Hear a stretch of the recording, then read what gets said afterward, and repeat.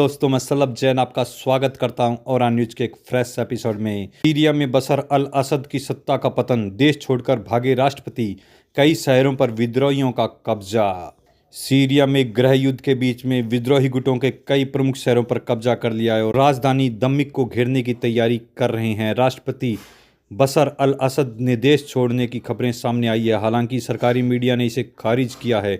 Syria में वर्षों से जारी गृह युद्ध का अब निर्णायक मोड़ आ चुका है। शनिवार को विद्रोही गुटों ने सीरिया की राजधानी दमिश्क के बाहरी इलाकों पर पहुंचते हुए देश के कई प्रमुख शहरों पर कब्जा करने का दावा किया। वहीं अंतर्राष्ट्रीय समाचार एजेंसी ने बताया कि सीरिया के राष्ट्रपति बशर अल असद देश छोड़कर अज्ञात स्थान पर चले गए हैं। हालांकि सीरियाई मीडिया ने इन खबरों को अफवाह करार दिया है और कहा है कि असद अभी भी दमिश्क में है और अपने कर्तव्यों का निर्वाह कर रहे हैं। विद्रोहियों की बढ़त और असद शासन का संकट। शनिवार को विद्रोही गुटों में एक बड़े हमले के तहत देश के चौथे सबसे बड़े शहर हमा और होमस पर कब्जा कर लिया। इस हमले के दौरान विद्रोही राजधानी दमिश्क के उपनगरों पर पहुंच गए।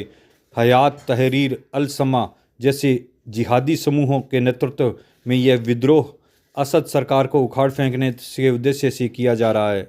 HTS के प्रमुख अबू मोहम्मद अल गोलानी ने CNN को दिए साक्षात्कार में कहा कि हमारा मिशन असद सरकार को सत्ता से बेदखल करना और सीरिया के स्वतंत्र शासन स्थापित करना है। राष्ट्रीय प्रक्रिया और कूटनीति प्रयास। सीरिया के संयुक्त राष्ट्र के विशेष दूत ने तुरंत जिनेवा से वार्ता का आह्वान किया है। उन्होंने कहा है कि सीरिया में व्यवस्थित राजनीतिक बदलाव सुनिश्चित करने के लिए अंतर्राष्ट्रीय समुदाय को एकजुट होना होगा। कतर के विदेश मंत्री शेख मोहम्मद बिन अब्दुल रहमान अल थानी ने कहा है कि विद्रोहियों को तेज प्रगति सीरिया के क्षेत्रीय अखंडता के लिए गंभीर खतरा है। राजनीतिक प्रक्रिया शुरू करने की देरी से संघर्ष और गहरा हो सकता है। सीरिया में मौजूद संकट से देश की स्थिति को गहरे संकट में डाल दिया है। असद शासन का पतन और विद्रोहियों की बताती है कि देश नई राजनीतिक व्यवस्था की ओर बढ़ रहा है। अब देखना होगा कि अंतर्राष्ट्रीय समुदाय इस संकट को हल करने के लिए क्या कदम उठाता है और क्या सीरिया में एक नई शुरुआत संभव हो पाएगी। वहीं दूसरी ओर अमेरिका ने कहा है कि यह लड़ाई हमारी नहीं। सीरिया में विद्रोहियों के बड़े पैमाने पर हमले करके राजधानी दमिश्क के कई इलाकों पर कब्जा जमा लिया है। दमिश्क की सड़कों पर भीषण संघर्ष जारी है। इस बीच अमेरिका के नवनिर्वाचित राष्ट्रपति डोनाल्ड ट्रंप ने कहा है कि सीरिया के राष्ट्रपति बशर अल असद सत्ता में बने रहने के लिए अमेरिकी समर्थन के लायक नहीं है। अमेरिका के नवनिर्वाचित राष्ट्रपति डोनाल्ड ट्रंप ने शनिवार से कहा कि अमेरिका को सीरिया की सैन्य कार्रवाई से बचना चाहिए। ट्रंप का यह बयान ऐसे समय आया जब विद्रोही राजधानी दमिश्क के उपनगरों तक पहुंच गए हैं।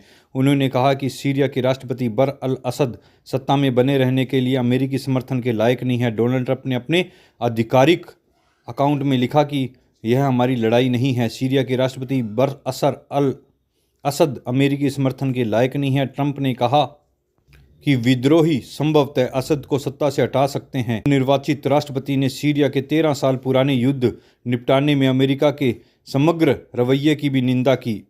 रूस सीरिया की अराजकता रोकने के लिए असमर्थ है। डोनाल्ड ट्रंप ने अपनी पोस्ट में लिखा कि सीरिया अराजकता का माहौल है, लेकिन यहाँ हमारा दोस्त नहीं है और अमेरिका को इसका कोई लेना देना नहीं होना चाहिए।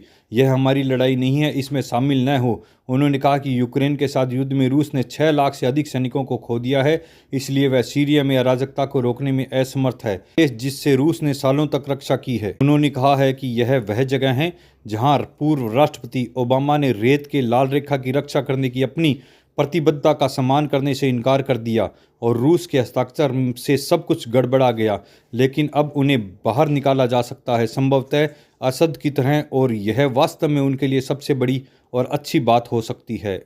सीरिया एक गड़बड़ है, हमारा दोस्त नहीं। डोनाल्ड ट्रंप ने कहा कि सीरिया में रूस के लिए कभी कुछ हासिल करने को नहीं था, सिवाय वास्तव में ओबामा को बेवकूफ़ दिखाने के।